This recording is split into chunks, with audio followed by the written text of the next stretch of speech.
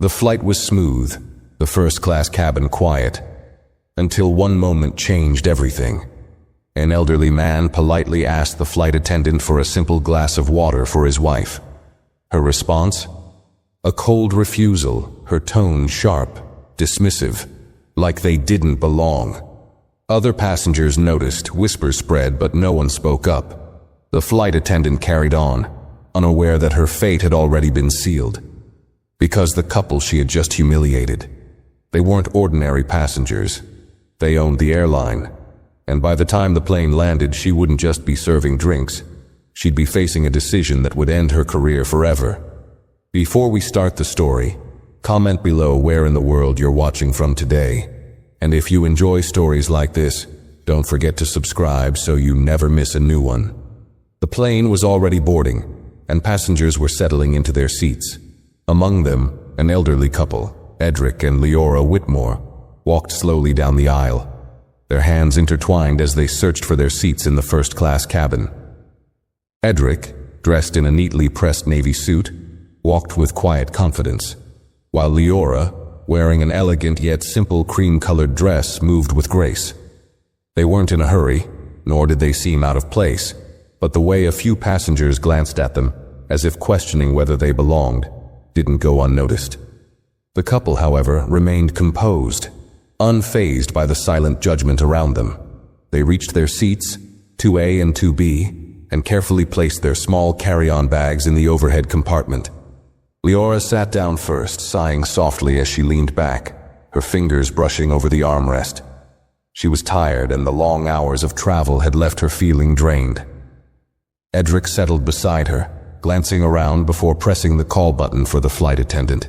He didn't expect trouble. All he wanted was a simple request: water for Leora, who had been feeling slightly dehydrated since their last layover. A few moments later, Mira Rowan, a senior flight attendant, appeared. Her uniform was crisp and her posture was straight, but her eyes held something else, a quiet air of superiority. Mira had worked in first class for years, and in her mind she knew exactly the kind of passengers who typically occupied these seats.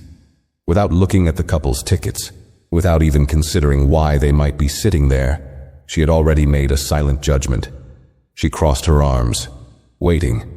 Edric smiled politely, gesturing toward Leora. "Could we have a glass of water, please? She isn't feeling too well." Mira's lips tightened slightly, her posture stiff. "Water will be served with the meal service," she replied curtly, barely looking at them. Her tone wasn't outright rude, but it carried something unspoken, dismissiveness, as if their request was an inconvenience. Edric tilted his head slightly, his face remaining calm. "I understand, but she just needs a small sip. If you could bring a glass now, it would be very kind of you." Mira let out a quiet sigh, as if she had more important matters to handle. "Sir, we have a schedule for a reason. If I bring water to one passenger early, then others will start asking for the same. I'm sure you can wait like everyone else." A few passengers nearby stole glances at the exchange, but no one spoke up. Some shifted uncomfortably in their seats, while others quickly turned away, pretending they weren't listening. Sienna Hale, a junior flight attendant, stood near the galley, watching the scene unfold. She hesitated, her fingers twitching at her sides. But she said nothing. She was new to this position and had learned quickly that questioning Mira Rowan was not a good idea. Leora, sitting beside Edric, touched his hand gently, silently telling him to let it go. She wasn't the type to argue over small matters. But Edric, though patient, didn't believe in allowing people to be treated unfairly. His face remained unreadable as he withdrew his hand from the call button, nodding as if he had accepted Mira's decision. Mira, satisfied that she had ended the conversation, turned on her heel and walked away without another word. Edric leaned back into his seat, his expression giving away nothing. But he reached into his suit pocket and pulled out his phone. Without urgency, without making a scene, he typed a simple message and sent it. Then he set the phone down on the tray table, clasping his hands together as he gazed out the window. Leora glanced at him, her voice soft. "Are you sure you want to handle it this way?" Edric smiled faintly, his voice just as quiet. She'll learn soon enough. The moment had already passed, but something lingered in the air, something Mira Rowan had failed to notice. This wasn't over, not even close. Mira Rowan moved briskly through the first-class cabin, straightening trays and offering drinks to the other passengers, her earlier exchange with the elderly couple already fading from her mind. In her years of working flights, she had learned how to shut down unnecessary requests quickly. First-class service was about luxury, yes, but it was also about maintaining order. If she started bending the rules for one passenger, she'd be running back and forth the entire flight, and she had no patience for that. At the front of the plane near the galley, Sienna Hale watched Mira with uneasy eyes. She was still new to first class, but something about how Mira handled the situation didn't sit right with her. Water was such a simple request. Would it really have hurt to give them a glass? She hesitated before speaking. "Mira," she said quietly so other passengers wouldn't hear. "Are you sure about that?" The lady looked really exhausted. Mira shot her a sharp look, her irritation evident. "Sienna, let me give you some advice.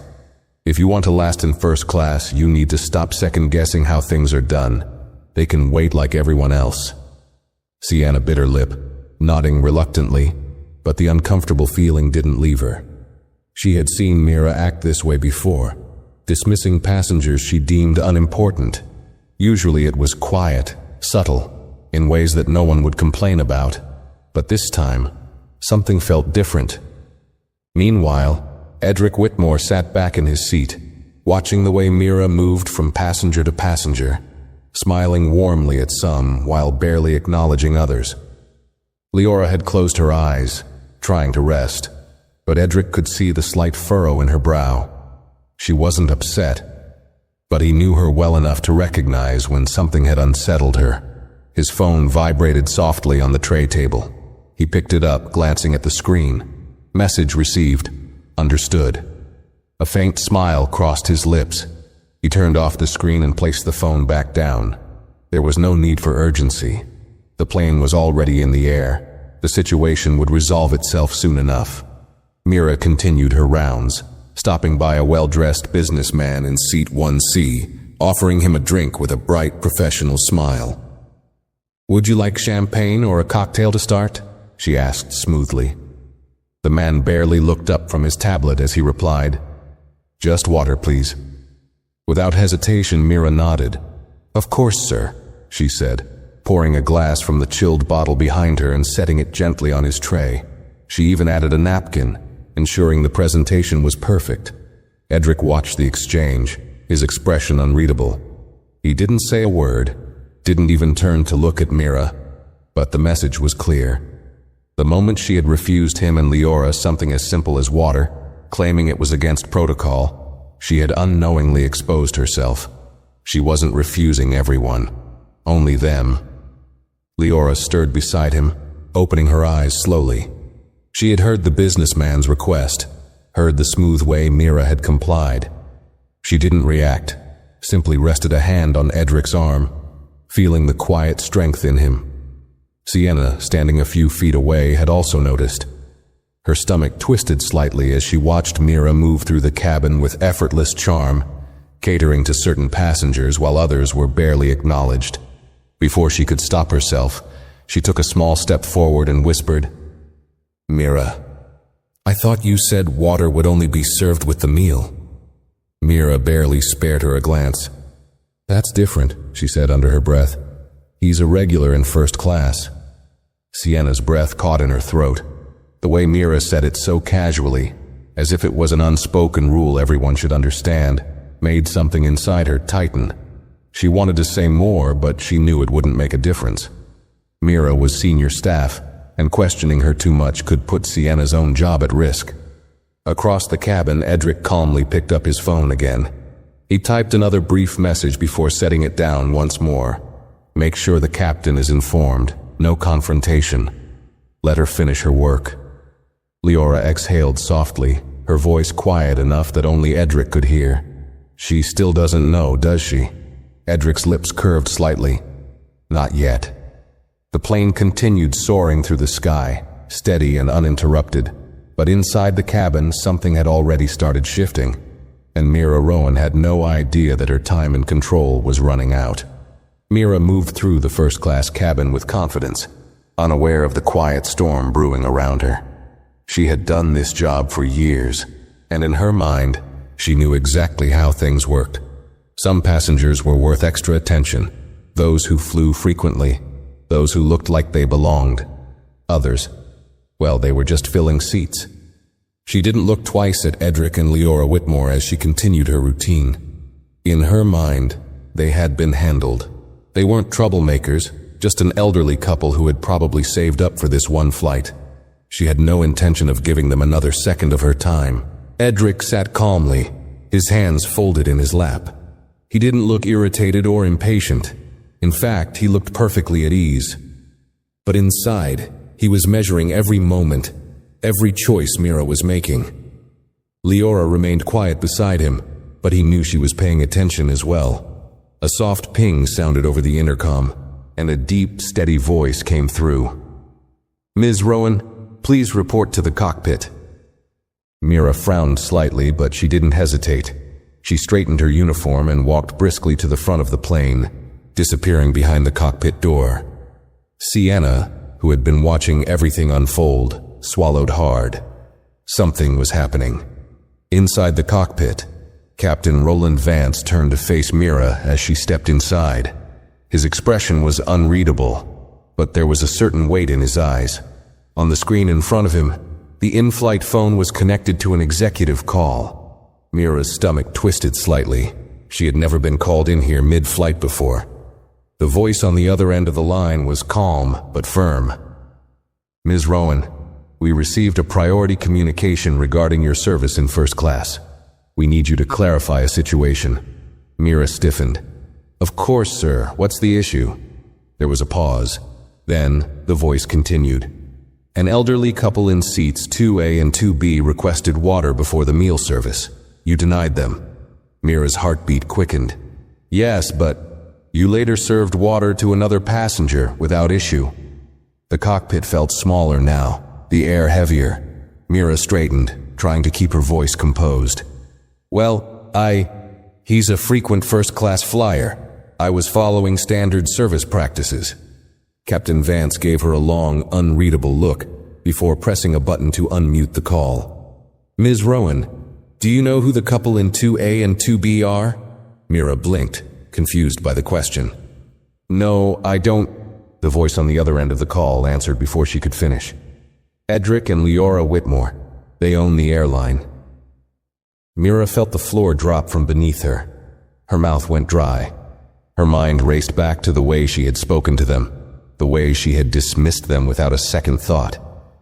She had refused service to the very people who had built the airline she worked for. The voice on the call continued, no longer neutral, but ice cold. "You will return to them immediately. You will correct your mistake, and when we land, you will be required to explain your actions to the executive board. Do you understand?" Mira swallowed, her throat dry. Yes, sir." Captain Vance exhaled sharply and turned back to his controls. "Then you'd better get back to work."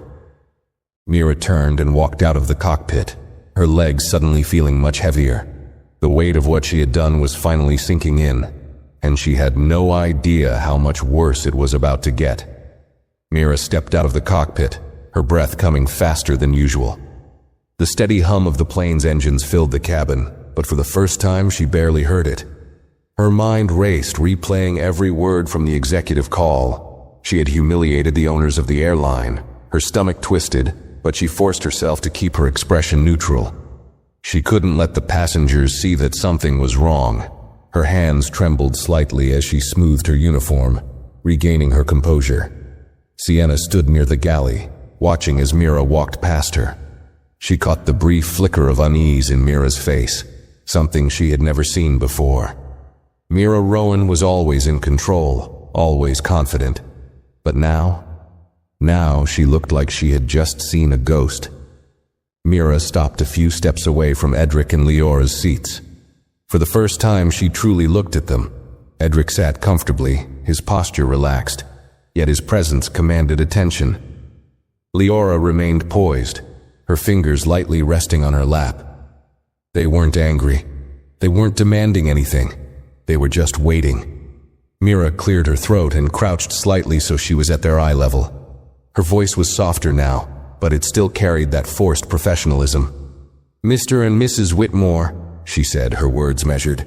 "There was a misunderstanding earlier. I'd like to offer you some refreshments." Edric turned his head slowly, meeting her gaze. "A misunderstanding," he repeated. His voice was quiet, steady, but there was something in it that made Mira's skin prickle. She nodded quickly, forcing a tight smile. "Yes, She hesitated, choosing her words carefully. "I didn't realize—" "You didn't realize we were important?" Edric asked, his expression unreadable.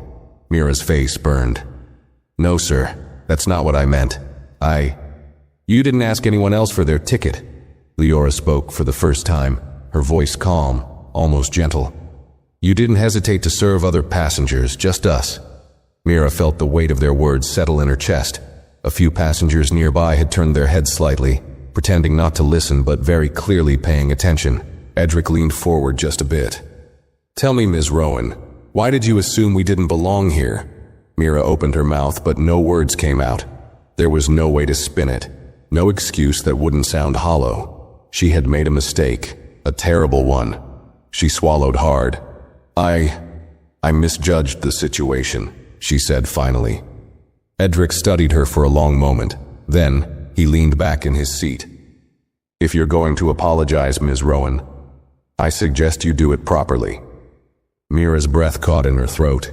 She had spent years controlling situations like this, making the rules, keeping things in order. But now she wasn't in control at all. She took a shaky breath. "I sincerely apologize," she said quietly. "I was wrong." Leora gave a small nod but said nothing. Edric didn't thank her. He didn't need to. Mira stood there for a moment longer. Then, feeling exposed under the weight of their silence, she quickly turned and walked back toward the galley. Her uniform suddenly felt too tight. Her authority gone. She had never felt this small before, and for the first time she realized this was only the beginning. Mira moved quickly toward the galley, her heart pounding in a way it never had before. The weight of Edric's stare, the quiet authority in Leora's voice, it was unlike anything she had ever encountered. This wasn't a passenger who would raise their voice, demand compensation, or threaten a complaint. No, this was worse. Edric Whitmore had the power to end her career with a single decision, and she had just delivered that decision to his hands. Sienna was still standing near the service station when Mira passed her. "Are you okay?" she asked cautiously, noting the color draining from Mira's face. Mira ignored her, reaching for a tray, hands unsteady as she arranged glasses, pretending to focus. But Sienna wasn't convinced. "You look like you've seen a ghost," she added quietly. Mira finally exhaled, closing her eyes for a second before muttering under her breath, "I think I just ruined my entire career." Sienna frowned, glancing toward the first-class cabin where Edric and Leora still sat, calm and composed. "What do you mean?" Mira hesitated. She wasn't about to admit what had happened in the cockpit, but she could feel Sienna's gaze pressing her for an answer. Before Mira could say anything, the in-flight phone buzzed sharply. She flinched. Sienna reached for it before Mira could stop her, lifting the receiver. "First-class galley," she said professionally. Then she paused, her eyebrows raising slightly. "Yes, she's here." She held out the phone to Mira. "It's for you." Mira's stomach twisted as she took the receiver. Her voice came out quieter than she intended. "This is Mira Rowan." The voice on the other end was clipped and direct. "Ms. Rowan, the executive team has been briefed. You are to report to the boardroom immediately after landing. Mr. Whitmore has requested a full review of this incident. There will be a disciplinary hearing." Mira felt like the air had been knocked out of her chest. "I acknowledged," the voice interrupted. Mira swallowed hard. "Yes, acknowledged." The call cut off. Her grip tightened around the receiver before she slowly set it back in place. Sienna had been watching closely. What was that about? Mira turned to her sharply. Nothing. Just focus on the service. But she knew. She had spent years climbing her way up in this airline. Years enforcing rules, taking charge, believing she was untouchable. And now, in a matter of hours, it was all slipping through her fingers. She inhaled deeply, forcing herself to stand straighter, to keep moving, to pretend like she still had control. But deep down, she knew the truth. She had lost control the moment she chose the wrong passengers to dismiss. And there was no undoing it now. Mira's hands trembled slightly as she picked up a tray of drinks, forcing herself to keep moving. She needed to appear normal, to act as though nothing was wrong, but the weight in her chest was growing heavier with each passing second. She had handled difficult passengers before, had diffused tense situations, had even received complaints in the past. But this was different. This wasn't just about a mistake. This was about who she had chosen to dismiss. She walked back into the first-class cabin, careful to keep her expression neutral. Edric Whitmore was still seated comfortably, his fingers lightly tapping against the armrest. He looked entirely at ease, as though he had already forgotten the earlier exchange. But Mira knew better. Leora sat beside him, flipping through the in-flight magazine, the picture of quiet elegance. Mira avoided making eye contact with them as she moved past, stopping at row 3 where another passenger had signaled for a drink. She smiled politely, forcing her voice into its usual pleasant tone.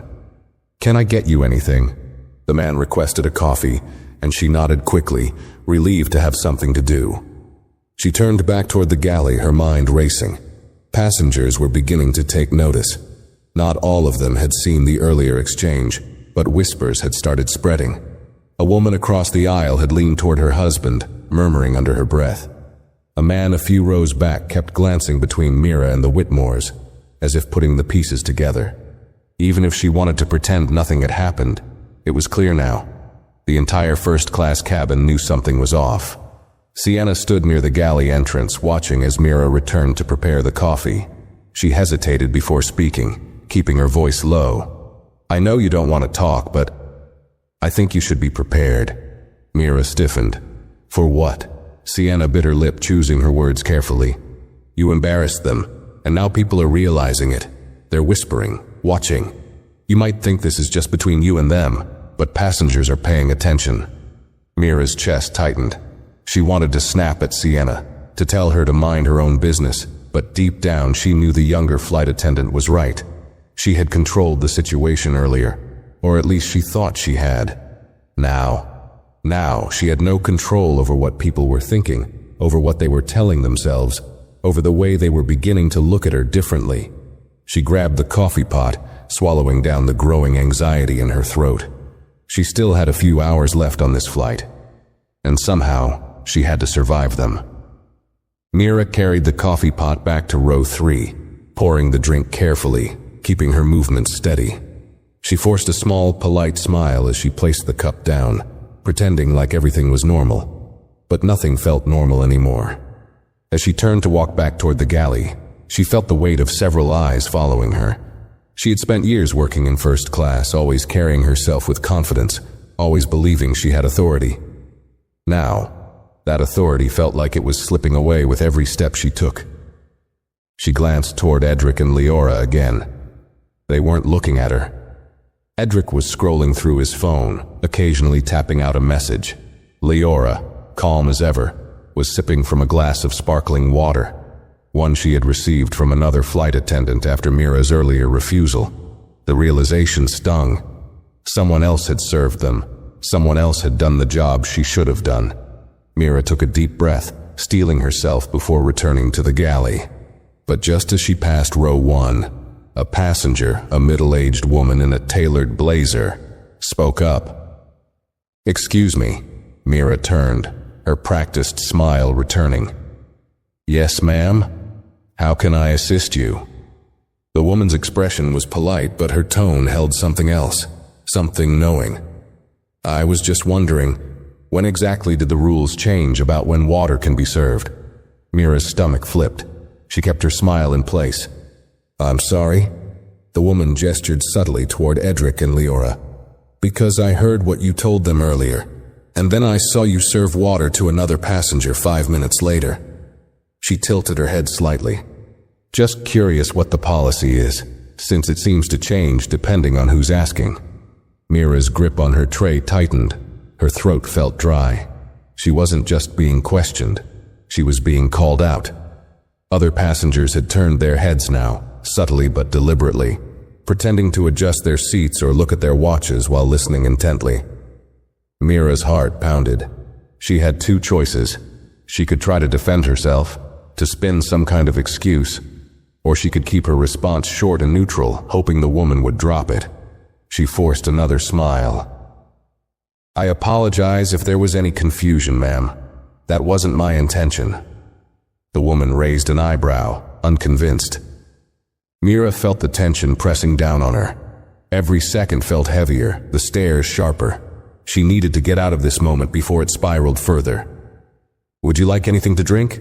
She asked quickly, hoping to shift the conversation.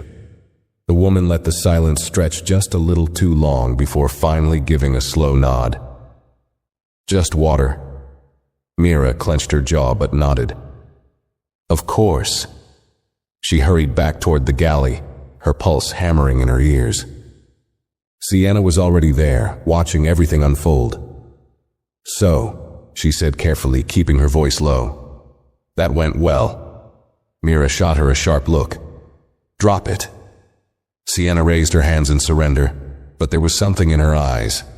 A look that said she knew exactly what was happening, and she wasn't the only one.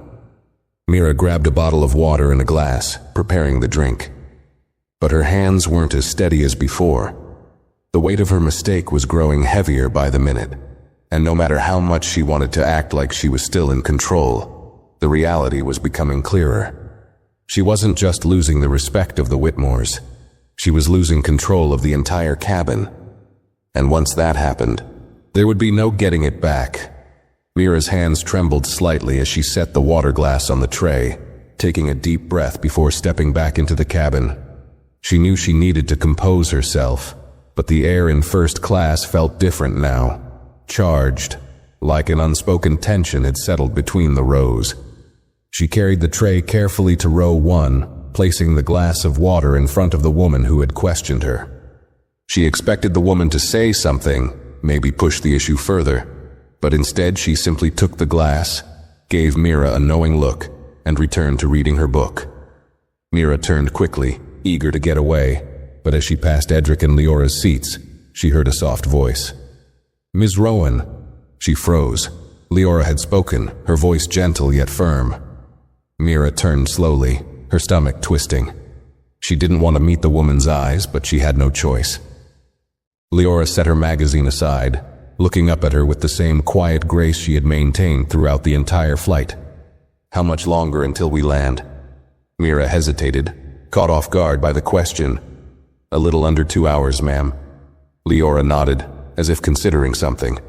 Then she smiled, polite, soft, but unmistakably deliberate. That's plenty of time.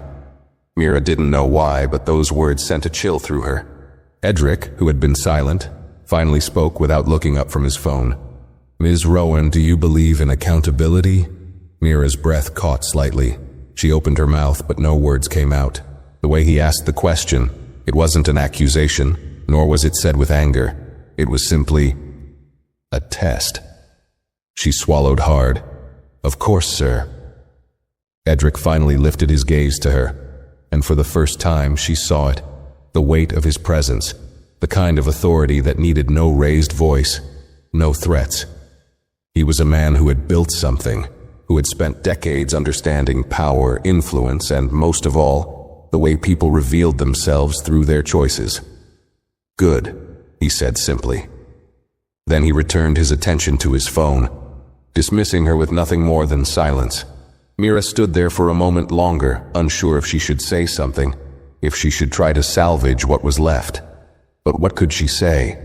What excuse could possibly make this better?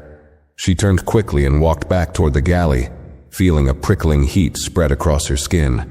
She had made plenty of mistakes in her career, had dealt with difficult passengers before, had even received complaints that never amounted to anything. But this was something different. This wasn't a complaint that would be buried under paperwork. This wasn't a misunderstanding that could be explained away. She had treated Edric and Leora Whitmore unfairly, not because of policy, not because of airline rules, but because of a decision she had made, one that was now unraveling her authority in front of an entire cabin of people. And the worst part? She wasn't sure if there was anything she could do to stop it. The in-flight phone rang again. Sienna picked it up this time, her expression tightening as she listened to the voice on the other end. Then she glanced at Mira, hesitating before holding out the receiver. "It's for you," she said, her voice unreadable. Mira's stomach turned. She knew who it would be before she even lifted the phone to her ear. "This is Mira Rowan," she said, her voice barely above a whisper. The response was immediate. "This is Dominic Carter, head of cabin crew operations." Mira squeezed her eyes shut for a brief second. She had never spoken to Dominic Carter directly before. He was 2 levels above her in the airline's hierarchy. Someone who handled serious matters, not minor infractions. He continued without waiting for her response. "Upon landing, you will report directly to the executive boardroom. There will be a formal review of your conduct on this flight, do you understand?" Mira's throat went dry. "Yes, sir." There was a brief silence. Then, his voice dropped slightly, carrying a weight she couldn't ignore. "You should know something, Ms. Rowan. Mr. Whitmore isn't the type to demand punishments." Mira felt a small flicker of hope, but it was crushed by his next words. "He's the type to change policies." Mira's breath hitched. This wasn't just about her anymore. This was about the way she had handled this flight becoming a turning point in airline policy. Dominic Carter continued, "Do not approach the Whitmores again. Your interaction with them is over. The executive team will handle the rest." The call disconnected. Mira lowered the phone slowly, her hands ice cold. Sienna was still watching her. She had heard enough to understand. "Are you—" Sienna started, but Mira didn't let her finish. "I don't want to talk," she snapped, her voice sharper than she intended. She turned away, gripping the edge of the counter as the weight of the situation crashed down on her. For years, she had carried herself with control, had believed she was the one with the authority. Now she wasn't even allowed to speak to the passengers she had wronged. And for the first time in her career, Mira Rowan realized she was completely powerless. Mira stared at the in-flight phone, its silent presence mocking her. Her mind was spinning, but the reality of the situation was settling in quickly. There was no escaping this, no smoothing things over, no filing a simple report and moving on. She had lost control of the flight, of her authority, and now she was losing control of her own future. Sienna was still watching her from across the galley, her arms crossed, expression cautious. She wanted to say something, that much was obvious, but she knew better than to push Mira when she was in this state. Mira's breath came in slow, shaky exhales. She needed to regain composure. She needed to act like none of this was happening, like she wasn't moments away from a career-ending disciplinary hearing. With rigid movements, she reached for a tray of meal service items, pretending to focus on arranging them, as if she could make herself disappear by keeping busy. Sienna sighed quietly, stepping forward. "You do realize what's happening, don't you?" Mira clenched her jaw. "Not now, Sienna." "No, I think now is the perfect time," Sienna said, her voice careful but firm. "Because you keep acting like this is just a bad passenger interaction, like it's going to go away when we land."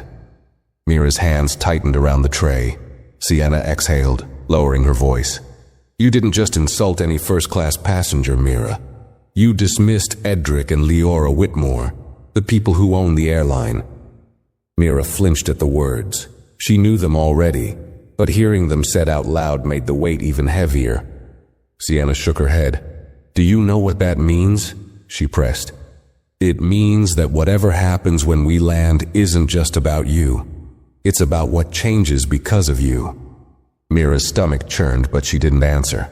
Sienna took another step forward. "I've seen you ignore passengers before. I've seen you make those little choices, the ones where you decide who gets special treatment and who doesn't." She paused, looking at Mira directly. "But this time, you made the wrong choice, and now everyone is watching." Mira's eyes snapped to hers, the tension between them thick and unspoken. Sienna was right. Mira had always been careful, always subtle. But this time she had chosen the wrong people to dismiss, and now the consequences were unfolding in real time. Passengers in first class were whispering. She could feel their stares, the shift in energy. They had seen what happened. They had noticed the inconsistency, the unfairness. And now, even if none of them spoke up directly, they would remember. And if they remembered, they would talk. She had seen it happen before. One viral social media post, one passenger recounting the story to the right person. And suddenly, a minor incident turned into a company-wide scandal. Her chest tightened. She needed to think. She needed a way out of this. Mira pressed her fingers against her temple, inhaling deeply. "I can fix this," she muttered, half to herself. No, Sienna cut in, shaking her head. "You can't." Mira blinked, stunned at the finality in her voice. Sienna's expression was unreadable, but there was something like disappointment in her eyes. "There's nothing you can say to make this better. The decision isn't yours anymore." Mira's breath hitched slightly. She had spent years being the one making decisions, the one controlling how things played out. But now she was just waiting for a verdict. And for someone like Mira, that was the worst punishment of all. The thought made her stomach turn, but before she could respond, another voice came over the intercom. "Cabin crew, prepare for initial descent." The words sent a fresh wave of dread crashing over Mira. She had never wanted a flight to last longer, because once they landed, she would no longer be the one in charge. She would be the one being judged. Mira swallowed hard as the captain's voice faded from the intercom. The weight in her chest grew heavier. Initial descent meant there were less than 30 minutes left before landing.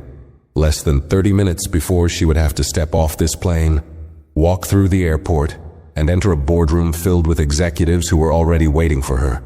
She had spent years in control of first-class service, setting the rules, deciding who deserved extra attention and who didn't. But now, she was the one who would be evaluated. Every choice she had made on this flight would be picked apart, examined, and used to determine whether she would have a future with this airline at all. Her stomach twisted. Sienna was still standing in the galley, watching her, but this time, she didn't say anything. There was nothing left to say. Mira exhaled sharply, forcing herself to straighten up. She had two choices.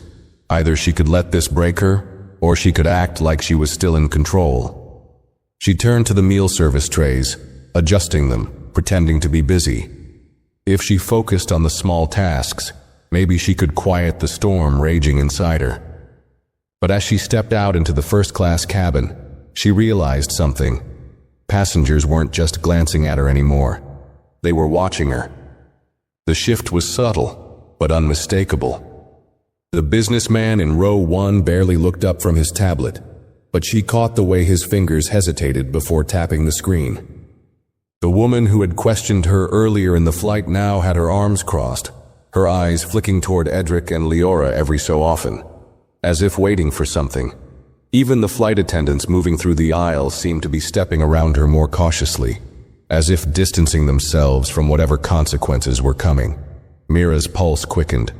She wasn't invisible anymore.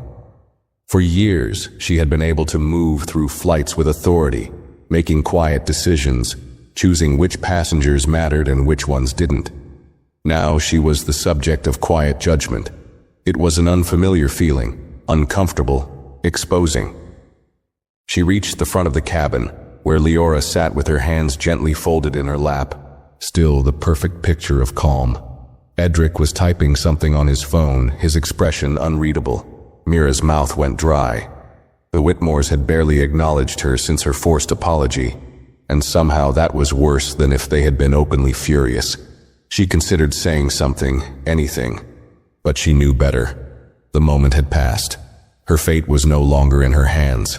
Instead, she turned stiffly, preparing to walk back to the galley.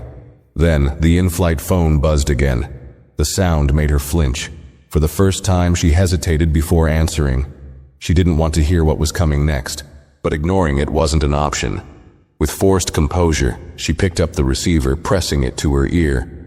"This is Mira Rowan." A deep, calm voice spoke on the other end. "Ms. Rowan, this is James Caldwell, Vice President of Operations." Mira's breath hitched. James Caldwell. She had never spoken to him directly, only seen his name in corporate emails and announcements. If he was involved, then this wasn't just an internal review. This was an executive-level disciplinary matter. Her fingers gripped the receiver tighter. "Yes, sir," she said quickly. There was a pause. Then his voice came through, even and steady. "Upon landing, you are to remain on board until you are escorted by security to the executive office. You will not be dismissed with the rest of the cabin crew." Mira's stomach dropped. "Security?" she repeated weakly. "Yes, you are being placed on immediate suspension pending further investigation." The words struck her like a punch to the gut. She had expected a formal hearing, maybe a written reprimand, but suspension. Her mouth opened, but nothing came out. James Caldwell continued, his voice holding no room for argument. "A statement has already been filed. Mr. Whitmore has personally requested that this matter be reviewed at the highest level." Mira's heart pounded. This was worse than she thought. Edric Whitmore wasn't demanding her termination. He wasn't making a scene. He was doing something far more powerful. He was making sure that her actions were documented, placed under scrutiny, and used as a case study for change. She could already see the headlines forming in her mind. Stories about biased treatment in first class, about airline employees making silent judgments, about policies being rewritten because of one decision made at 30,000 feet. Her head was spinning.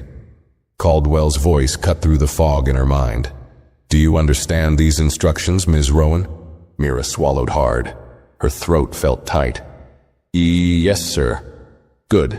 We land in 20 minutes." The call ended with a sharp click. Mira lowered the phone slowly, her pulse hammering in her ears. She turned her head slightly, and for the first time, her eyes met Edric Whitmore's. He hadn't looked at her once since their earlier exchange, but now, as the final moments of the flight ticked away, he lifted his gaze and held hers. There was no anger in his expression, no gloating, just quiet, measured authority. And that made it worse, because it meant he had already won. Mira turned sharply, walking toward the galley, her movement stiff and mechanical. She had 20 minutes left in the air, 20 minutes before she stepped off this plane and into whatever fate was waiting for her. And for the first time in her entire career, she was terrified. The final descent began, and the cabin lights dimmed slightly as passengers adjusted their seats, preparing for landing. Mira stood in the galley, gripping the edge of the counter so tightly her knuckles turned white. The cold press of reality settled in her chest, heavier than it had ever felt before. This wasn't just a reprimand. This wasn't just another complaint to be handled in a standard review meeting.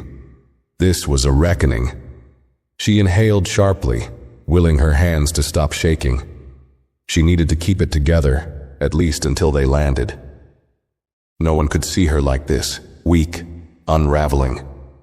She had always been the one in control, the one deciding the rules. But now she was nothing more than a symbol of everything wrong with the system. The airline executives weren't just looking at her as an employee who had made a mistake. They were looking at her as the example, the case study, the warning. And Edric Whitmore. He hadn't raised his voice. He hadn't demanded an apology. He had done something far worse. He had set something in motion. Mira turned her head slightly, peering out into the first-class cabin.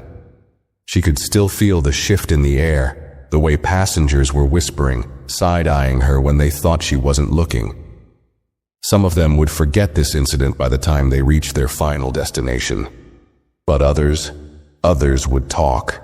They would tell their families, their friends, maybe even post about it online. And once a story like this spread, it would no longer be just about Mira Rowan. It would be about every other moment like this. Every unspoken rule, every biased decision made in silence, every time someone had been dismissed for not looking like they belonged. Her pulse quickened at the thought. Sienna was still watching her from across the galley, but this time she didn't say anything. There was no need. The look in her eyes was enough. Mira turned away sharply, unable to face that knowing expression. The final announcement came through the intercom. "Ladies and gentlemen, we are making our final approach. Please ensure your seatbelts are fastened, your tray tables are up, and all carry-on items are securely stowed." Passengers shifted in their seats, adjusting themselves, preparing for the familiar jolt of wheels hitting the tarmac. For most of them, this was just another flight. For Mira, it was the last few minutes of her career as she knew it. Her breath came out slow, uneven. And then, it happened. The plane touched down. A smooth landing. The usual soft gasps of passengers adjusting after the descent. The tension of travel releasing from their bodies. For everyone else, this meant the journey was over. For Mira, it was just beginning. She remained frozen in place, her stomach twisting with each second that passed. She could hear the seatbelt signs ding off, the soft rustling of passengers reaching for their bags, the quiet murmurs of conversation filling the air again. She could almost pretend that this was just a normal landing, until she saw them, the security officers. They were waiting at the front of the aircraft just beyond the door. Two of them, standing stiffly in their uniforms, their eyes fixed on the entrance as if they were waiting for someone. Waiting for her. Mira's body went cold. This wasn't just a suspension. This was an escort. The realization struck hard. She wasn't going to walk off this plane like every other flight attendant, head held high, moving on to her next duty shift. No, she was being removed. Publicly. The murmurs in first class had quieted as well. Passengers noticed. Some of them already understood what was happening, and the few who didn't would figure it out soon enough. Mira clenched her jaw, trying to keep her expression blank, but her hands wouldn't stop shaking. She wasn't used to this. She was used to being the one in control. But now, she was the one being watched. She turned her head slightly, her gaze landing on Edric and Leora Whitmore. They had not moved. They were still seated, still composed, as if they had known all along how this flight was going to end for her. Edric looked at his watch, not out of impatience, not out of arrogance, just a quiet confirmation that things were moving as they should. Leora's eyes met Mira's. For a second there was no tension, no hostility, just understanding. And that was somehow worse. Mira wanted them to be angry, to be demanding, to be loud. She wanted something that she could fight back against, something she could explain away. But this was justice moving forward without her. Mira sucked in a breath, bracing herself. She had no choice now. The doors of the aircraft opened.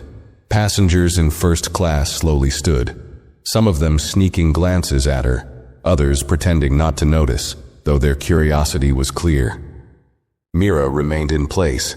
She knew what was coming. One of the security officers stepped forward, stopping just beside her. His voice was calm, professional. "Ms. Rowan, please come with us." The final confirmation. This wasn't a request. Mira's chest tightened, but she nodded stiffly. Without a word, she stepped forward, walking past rows of passengers who had once seen her as someone with authority. Now, they saw her as someone who had lost everything. She walked down the aisle, her steps forced and rigid. No one stopped her. No one spoke up for her. And as she stepped off the aircraft, leaving the first-class cabin behind, she realized something. It had never been about the water. It had never been about a single mistake. It had always been about the choice she made, and the people she made it against. And now, she would have to live with that choice forever.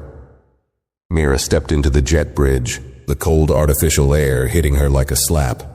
The distant hum of the airport buzzed through the walls, but inside, it was silent. Uncomfortably so. The security officers flanked her on either side, walking in sync with her stiff, measured steps. She had always walked through airports with confidence, wearing her uniform like a badge of authority. But now she felt like a prisoner being marched to sentencing. Her mind raced. There had to be a way out of this, a way to spin the story, to downplay what had happened, to salvage what was left of her career. Maybe if she presented it as a misunderstanding, maybe if she showed that she had been following protocol. But deep down, she knew.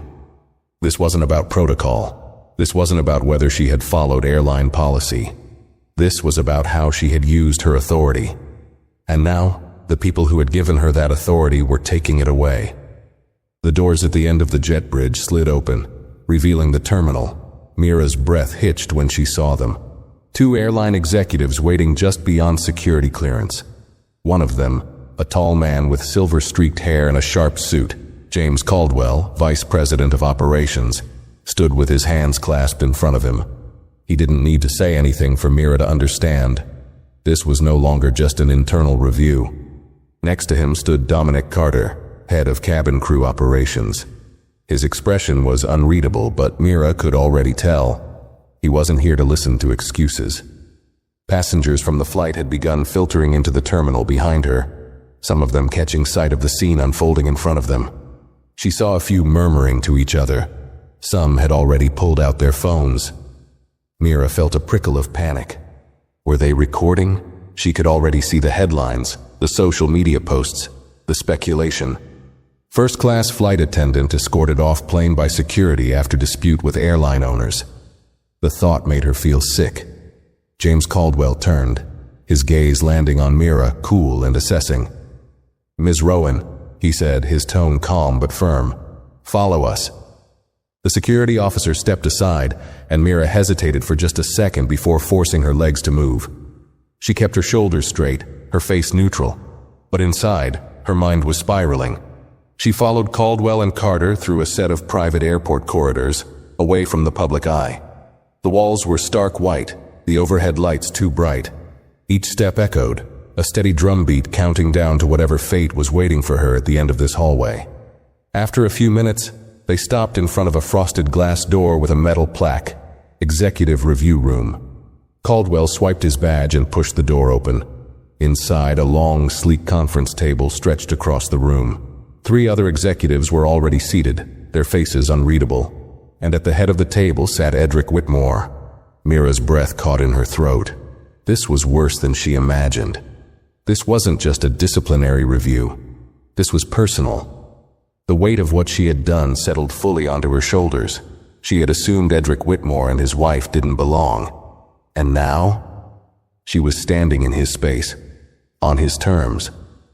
Caldwell gestured to a seat across from Edric. "Sit." Mira hesitated. Every instinct told her to run, to escape the crushing weight of judgment pressing down on her. But there was nowhere left to run. She pulled out the chair and sat. Edric Whitmore sat back in his chair, calm, composed, unreadable. He studied her for a long moment, his fingers steepled together. Then finally, he spoke. "Ms. Rowan," he said, his voice even. "Do you know why you're here?" Mira's throat tightened. "Yes, sir." He nodded slowly. "Good." Another pause. Then Edric leaned forward slightly. "Now tell me," he said, his voice steady, carrying the full weight of who he was. "Why did you think we didn't belong?" Mira's heart pounded so loudly, she thought it might shake the walls, because there was no right answer to that question, and there never had been. Mira's throat felt dry, her palms clammy against the smooth surface of the conference table. The air in the room felt heavier than it should have, the silence stretching between her and Edric Whitmore like an unbearable weight pressing down on her chest. She had faced difficult conversations before, angry passengers, impatient executives, tense discussions with crew members. But never had she sat across from a man who could single-handedly determine her entire future with just a few words.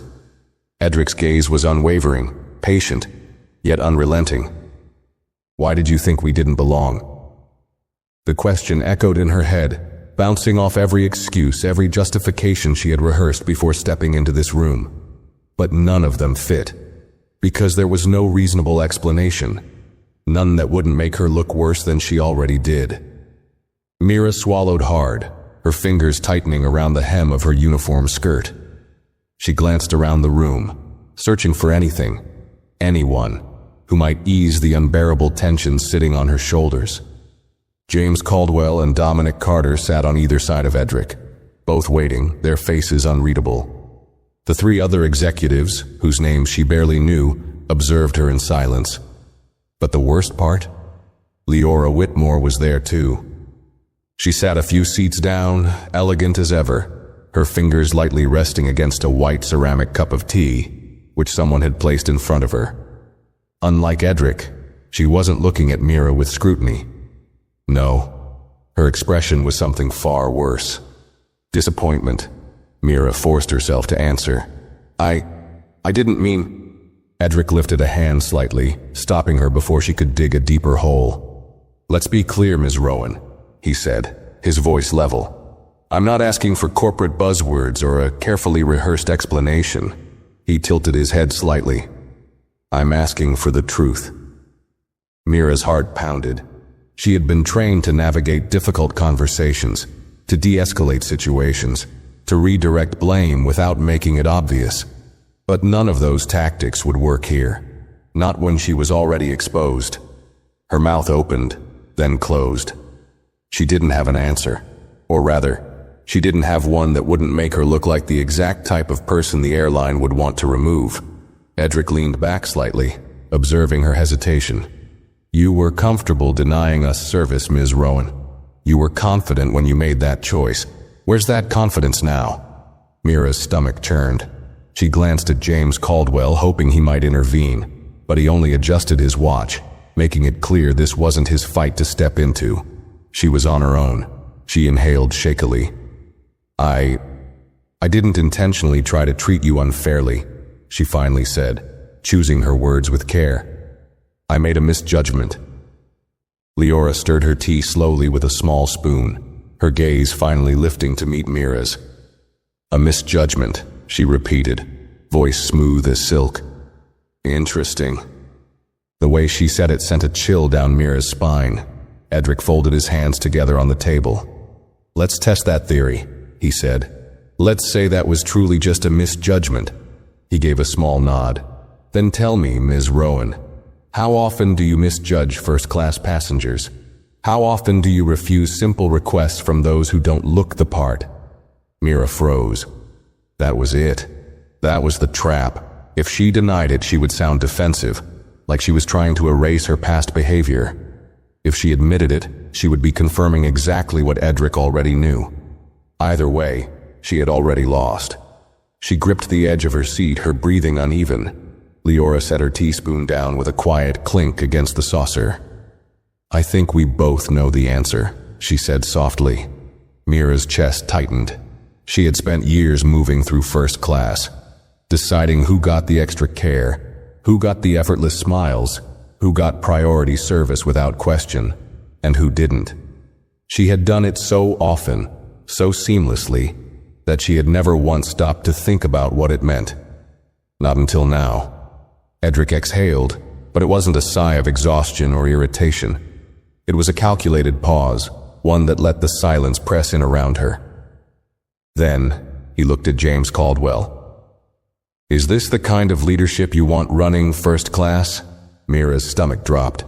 James, who had been silent until now, adjusted the cuffs of his suit jacket. He didn't look at her when he answered, "No, sir." The finality in those two words sent a bolt of panic through her chest. She was losing this. She was losing everything. Mira straightened slightly, her voice shaking as she forced out, "I understand that I made a mistake, but "You didn't make a mistake," Edric interrupted, his voice like steel. "A mistake is forgetting to bring someone their coffee or mixing up meal orders." He leaned in slightly. "What you did was a choice." The words sliced through her. A choice. She felt her breath hitch, her composure slipping further with every second that passed. Leora's voice cut through the tension, soft but firm. "What you did to us today, Ms. Rowan. We have experienced that kind of treatment before." She tilted her head slightly. "But I wonder, if we hadn't been the owners of the airline, would you have ever given it a second thought?" Mira didn't have an answer, and that was answer enough. Another beat of silence passed before Edric leaned back in his chair, exhaling through his nose as if the conversation had gone exactly how he expected it to. He turned to James Caldwell. "She's done here." Mira's blood went cold. Caldwell nodded, his expression unreadable. "Effective immediately, Mira Rowan's employment with the airline is terminated." Mira's hands shook violently under the table. "Please," she said, her voice barely above a whisper. "Isn't there?" "There's nothing else to say," Edric said simply. Mira's breath shuddered. Leora took a final sip of her tea before placing the cup down gently. "I suggest you take some time to think about what kind of person you've chosen to be," she said. And with that, she stood up. Edric followed, buttoning his suit jacket as he turned toward the door. The rest of the executives followed. Mira sat completely frozen, her mind spiraling, watching as the people who held her fate in their hands walked away without a second glance. She wasn't just fired, she was irrelevant. The door clicked shut behind them, leaving her alone. No job, no title, no control. For the first time in her life, Mira Rowan was nobody. Mira sat frozen in the empty boardroom, staring at the spot where Edric and Leora Whitmore had been sitting just moments ago. The silence in the room was suffocating. The echo of their final words rang in her head, each syllable heavier than the last. She was done. Fired. Not reprimanded. Not suspended. Fired. She had always believed she was untouchable. She had thought she knew the unspoken rules of first-class service, the way things worked, the silent hierarchy that had always existed. But today, she had been the one who was dismissed. The weight of the moment pressed down on her, making it hard to breathe. Her fingers curled into fists, nails digging into her palms. This wasn't supposed to happen. All she had done was follow the same patterns, the same quiet choices she had made for years. She hadn't thought twice when she refused Edric and Leora water. She hadn't felt like she was doing anything wrong. But now she could see it. Now she could hear the deafening silence that had followed her decision. She had ignored the way passengers had started watching her differently. She had brushed off Sienna's hesitation, the way her colleague had tried to warn her.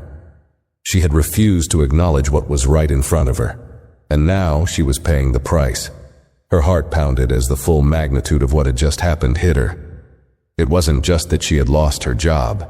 It was that her name, her face, would now be tied to something much bigger than her. She could already imagine it. Passengers would talk. Word would spread. A first-class flight attendant fired after mistreating the airline's owners. But that wouldn't be the real story. The real story would be about how she got there. How many people had she treated differently over the years? How many passengers had sat in those seats, felt the weight of her silent judgment, and said nothing? How many times had she dismissed someone convinced they weren't important enough to matter? Her stomach twisted, because for the first time she realized this had never been about Edric and Leora Whitmore. This was about everyone else, all the passengers before them, all the quiet injustices, all the choices she had made without a second thought. And now she was nothing more than a reminder, a name attached to a case that would be used in training programs, in corporate meetings, in discussions about bias in the airline industry. She was no longer Mira Rowan, senior flight attendant. She was Mira Rowan, the lesson. A sharp knock at the door made her flinch. The door swung open, and one of the security officers stepped in. His face was unreadable, professional. "Ms. Rowan," he said, "we need to escort you out now." Her mouth felt dry. She nodded slowly, forcing herself to stand. Her legs felt unsteady as she stepped forward, her uniform suddenly feeling too tight, too heavy. The walk through the private corridors of the airport was agonizingly long. The security officer didn't speak, neither did she. When they reached the crew exit, Mira hesitated for half a second before stepping outside. The bright airport lights felt harsh against her skin. The airport staff walking by didn't even glance in her direction. She had been a presence before, someone passengers relied on, someone crew members looked to for direction. Now, she was just another face in the crowd. No uniform, no authority, no job. Just Mira Rowan, another person walking out of an airport. She turned her head slightly, her eyes landing on a large digital display board near the terminal entrance. A new announcement had just been posted. Whitmore Airlines implements new first-class service policy. Stricter bias training for all cabin crew effective immediately. Mira's breath caught in her throat. Her hands trembled as she stared at the words, the reality of them sinking in. It was done. Her actions weren't just noticed. They had changed the airline. A policy rewrite. A shift in how things would be handled from now on. And her name would never be forgotten. She took a slow, shaky step forward. But there was no destination for her now. No uniform to return to. No flight schedule. No next assignment. She had spent her entire career believing she was the one with control. Now, she was just another person watching the world move on without her. And there was nothing she could do to stop it. Not anymore. If you enjoyed this story, make sure to like this video and share your thoughts in the comments below. And don't forget to subscribe to the channel for more stories like this. Your support means a lot.